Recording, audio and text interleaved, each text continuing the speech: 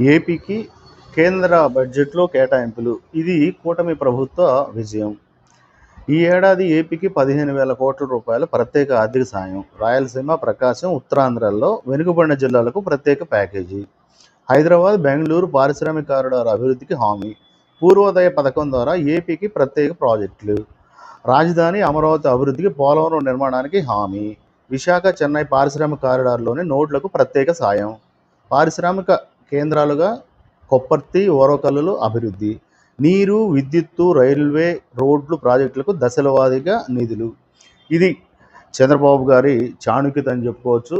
మరి ఎన్డీఏలో భాగస్వామ్యం అనేది ఒక వ్యూహాత్మక నిర్ణయం. ఆ నిర్ణయంలో భాగంగానే అత్యధిక సీట్లు మనకి ఎంపీ సీట్లు రావడం, మరి కేంద్రంలో మన సపోర్ట్ వల్లే నరేంద్ర మోడీ గారి ప్రభుత్వం కూడా నిలబడటం, ఇవాళ మనకి ఇన్ని నిధులు రావడం కూడా ఇది ఖచ్చితంగా చంద్రబాబు గారి చాణుక్యం.